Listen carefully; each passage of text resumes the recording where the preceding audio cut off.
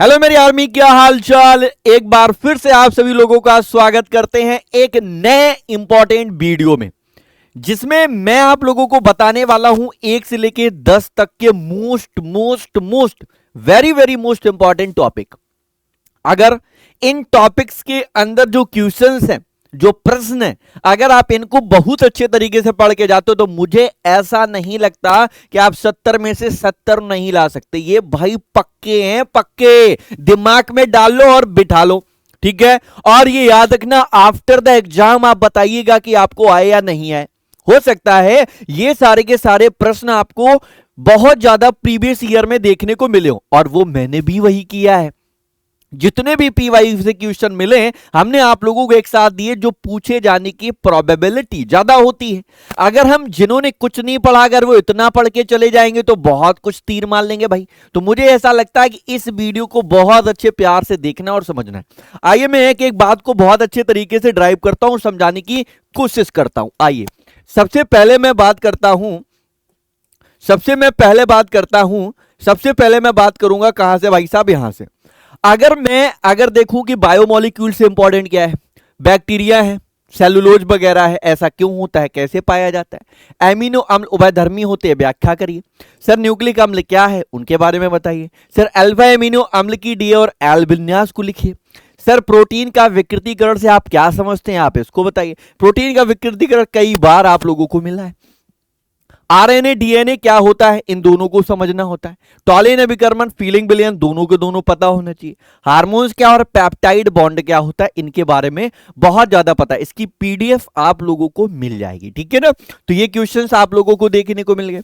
और आगे चलते हैं, हमारे पास जैसे कार्बेलामीन है, सिमेट अभिक्रिया है।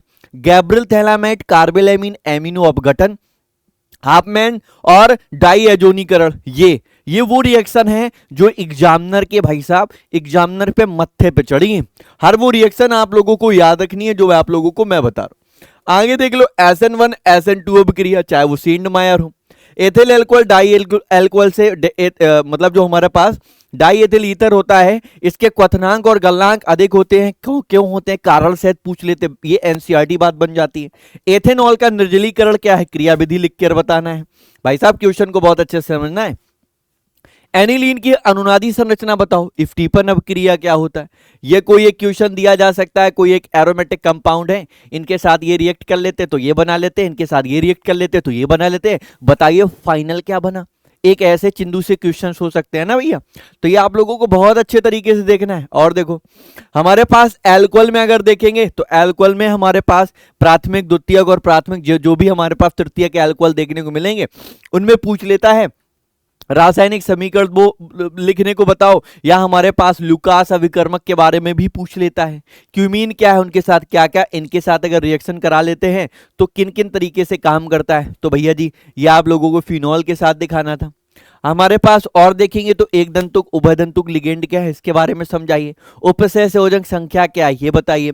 ऐसे क्वेश्चन बहुत मिल जाते हैं। ये वाला कलरफुल है, ये नहीं है। ये वाला अनुचुंबकीय है, ये वाला नहीं है। ये वाला प्रबल अपचायक है, ये नहीं है। ये वाला रंगहीन है, ये वाला रंगीन है। तो ये क्वेश्चंस बहुत ज्यादा इंपॉर्टेंट बन जाते हैं।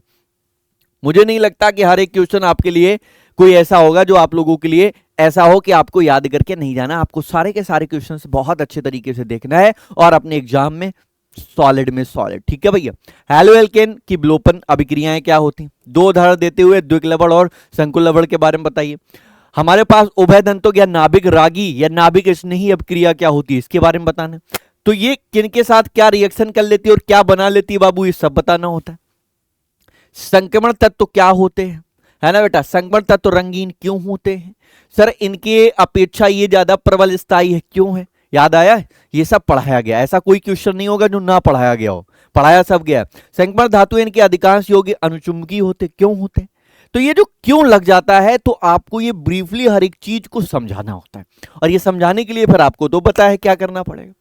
और आगे आ जाओ, कोलराउस का नियम क्या है। इस कोलराउस के नियम के बिहाफ पर अगर मैं चलूं तो कोलराउस का नियम कैसे काम करेगा। फिर हमारे पास आता है सेल के विशिष्ट प्रतिरोध और प्रतिरोधकता क्या है, बेटा परिभाषा समझाइए। फैराडे के विद्युत अपघटन के नियम, हमारे पास प्रथम नियम है, द्वितीय नियम है, दोनों को समझाइए, इनसे न्यूमेरिकल भी बनता है। सर हमारे पास फैराडे का नियम, ये क्वेश्चन इसके साथ बना था, पीवाईक्यू है, मतलब फैराडे का नियम ये लॉन्ग में बनेगा। जैसे कोई मान लेते हैं मोलर अवनमन स्थिरांक और हिमांक पे अवनमन, इनसे डायरेक्टली डेफिनेशन पूछता और इससे रिलेटेड एक न्यूमेरिकल डाल देता है। जब ये ऐसा दोनों कंबाइंड पूछता है तो ये लॉन्ग में बनता है, कम से कम 4 मार्क्स का बनता है। किस में बनेगा? लॉन्ग में। तो ये बातें आप लोगों को बहुत अच्छे तरीके से याद रखनी। और आगे मैं दिखाता हूं, जैसे शून्य कोटि अपक्रिया और प्रथम कोटि अपक्रिया ये क्या होती है, ठीक है। शून्य कोटि अपक्रिया और प्रथम कोटि अपक्रिया क्या होती है, इनको भी आप लोगों को समझाना होता है, ठीक है। लेंथेनाइड आंकुचन और संकुचन, चाहे वो लेंथेनाइड का हो, यानी चाहे वो एलएन की बात कर रहा हो, चाहे वो एएन की बात कर रहा हो, इन दोनों की बातों को आपको बहुत अच्छे समझाना है। प्रथम कोटि अपक्रिया के वेग स्थिरांक के लिए व्यंजक लिखना। अब ऐसा भी आप लोगों को दे सकता है, पूछेगा प्रथम कोटि अपक्रिया क्या है, उसको कंप्लीट देगा, उसको समझाइए, उससे रिलेटेड ही, उस प्रथम कोटि अपक्रिया से रिलेटेड ही न्यूमेरिकल दे देगा। तो फार्मूला आप लोगों को पता है, उसको रखना है, सीधे सीधे वैल्यू रखने वाले आप लोगों को क्वेश्चन दिए जाते हैं, ये भी आप लोगों को बहुत अच्छे तरीके से याद रखना है। बहुत ही सिंपल क्वेश्चन बनता है, बस डराने का जो टीचरों ने, है ना, जो मार्केट में हवा बना दिया है केमिस्ट्री को, वो थोड़ा अलग तरीके से आप लोग देखते हैं, बट ऐसा है नहीं। जेन्युइन तो एग्जामिनर वही पूछता है जो एक्चुअल में आप लोगों ने पढ़ा है, पूरे साल पढ़ा है, बस क्वेश्चन को थोड़ा सा घुमा देता है। और अगर उस घुमाने के चक्कर में और आप घूम गए तो आपको ये लगता है कि भाई साहब ये बहुत ही बकवास है। मैं आपको रियलिटी बताता हूं, कोई भी ऐसी बात नहीं करूंगा। ऑर्गेनिक जो आप बता रहे हो ना, डर लगता है। मेरे जैसी अगर कोई रिएक्शन आप लोगों को पढ़ाता हो इतनी ज्यादा, एक एक रिएक्शन को, हर एक चीज बात बताते हुए रिएक्शन पढ़ाता हो, तो आप उस व्यक्ति का नाम लिख देना चैट में, तो मैं जान जाऊंगा। मुझे भी पता है, मैंने भी अपने कंपटीटर्स को एक ना एक तो देखा है, कभी ना कभी कुछ ना कुछ तो देखा है। बाबू ऑर्गेनिक हलवा नहीं है। अब जैसे ऑर्गेनिक पे डर लगता है, तो ऑर्गेनिक में जितना भी मैंने रिएक्शन पढ़ाया है, क्या होता है जब कैसे प्राप्त हो, ऐसी कोई रिएक्शन हो ही नहीं सकती। आपके पास क्वेश्चन बैंक होंगे, मॉडल पेपर हो, कुछ ना कुछ तो होगा। आप जाइए उठाकर देखिए। अगर जो बच्चा हमसे शुरुआत से पढ़ा है, लगातार पढ़ा है, एक एक रिएक्शन मैंने पढ़ाई होगी, उसको आप देखिए जाके, एक भी रिएक्शन बाहर नहीं मिलेगी। पराशर दाब क्या है? पराशर दाब भी बहुत ज्यादा पूछा गया। पराशर दाब हो चाहे व्युत्क्रम पराशर हो, पराशर से पराशर दाब और व्युत्क्रम पराशर सारे एक ही तो है, कॉम्बिनेशन तो है, और थोड़ा थोड़ा डिफरेंस है। अगर आप बातों को समझ गए तो डेफिनेशन में क्या है, छोड़ो ना, कभी नहीं होता। ये एग्जाम का बहुत फेवरेट है, 2025 का भी आज क्लास के अंदर कराया गया था और पाया गया किसमें, बोर्ड एग्जाम में। तो कुछ अलग नहीं, जितना भी न्यूमेरिकल डिकोड कराया सब पढ़ डालो यार, सब वहीं से मिलना है, कुछ नहीं अलग मिलेगा। विशिष्ट चालकता, मूलक चालकता क्या है, क्वथनांक मुन्नयन से क्या समझते हो, देखो है ना, और मूलरता से क्या संबंध है, तो क्वथनांक मुन्नयन लिखो, मूलरता सीधे संबंध बना दो, कुछ अलग तो नहीं पूछा ना। लेकिन हमारे प्यारे भाई लोग, बहनें लोग क्या करते हैं, उसको सीधे क्या करते हैं, डर के वजह छोड़ ही देती, कह भाई साहब ये तो हुआ था, हुआ, इन्हें तो डरा लिया है। ऐसा नहीं। मोल प्रभाज क्या है, मोल प्रभाज के बारे में समझा दो। सर राउल्ट का नियम क्या होता है, अब राउल्ट का नियम तो आप लिख कर आओगे, अब आपके अंदर कंफ्यूजन आएगा कि कौन सा राउल्ट का नियम पूछा। जब ऐसे किस्से से पूछे जाएंगे तो आवासशील जो आपके लिए फार्मूला बनाया गया था, P not minus P S upon में पी नॉट बराबर चाई भी, वो वाला यहां पर आप राउल्ट के नियम को लिखेंगे। जब द्रव द्रव के लिए पूछा जाए तो आप लोगों को ध्यान देना होगा। पराशर दाब क्या, विसरण, परादाब और विसरण में अंतर पूछा जाता, कई बार है, एग्जामिनर ने कई बार दिया। जब पराशर और पराशर दाब के बारे में ना दिया जाए तो वो एग्जामिनर पराशर और विसरण में सीधे अंतर डाल देता है। मतलब कहीं ना कहीं क्वेश्चन तो आपको कहीं ना कहीं कुछ ना कुछ तो करता ही है और डाल ही देता है। हिमांक पे अवनमन क्या है, तो हिमांक पे अवनमन, क्वथनांक पे उन्नयन, ये जो क्वेश्चंस बनाता है, न्यूमेरिकल भी बनाता है, डेफिनेशन। तो बहुत ही सिंपल टॉपिक है। मैंने एक वीडियो दिया जिसमें सारे के सारे इंपॉर्टेंट टॉपिक हर एक चैप्टर के दिए, ये क्वेश्चन को दे दिया। एक मैं वीडियो आप लोगों को और दूंगा जिसमें मैं आप लोगों को बताने वाला हूं इंपॉर्टेंट केवल और केवल लॉन्ग और शॉर्ट आंसर। केवल कोशिश करूंगा कि लॉन्ग आंसर देने का प्रयास करूं, लॉन्ग आंसर, ठीक है ना। 5 नंबर का सवाल होगा, इसलिए आप लोगों को बहुत अच्छे से ध्यान से देखना, ठीक है। होपफुली मेरी बातों को बहुत अच्छे से समझ गए होंगे। हर एक बात को मैंने हर एक कंप्लीट 1 से लेकर 10 तक के मोस्ट इंपॉर्टेंट टॉपिक यानी कि जितने भी प्रश्न थे वो मैंने आप लोगों को बता दिए।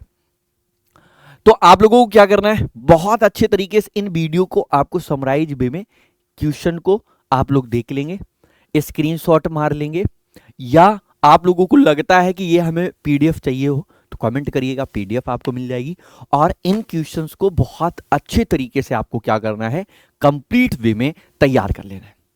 और वो टॉपिक है जो आपके बोर्ड एग्जामिनर, है ना, बोर्ड एग्जाम में बोर्ड एग्जामिनर जो हमारे पास है लगातार देता आया है, हर बार देता। और हमारे पास कुछ ऐसा नहीं है, आप बेटा आईएएस का एग्जाम नहीं दे रहा हूं, मैं बार बार बताता हूं, ठीक है, मिलते हैं आप सभी लोगों के साथ नेक्स्ट वीडियो के साथ। तब तक के लिए सारे बच्चों को हमारा ढेर सारा प्यार, लव यू ऑल, सब खैर, जय हिंद।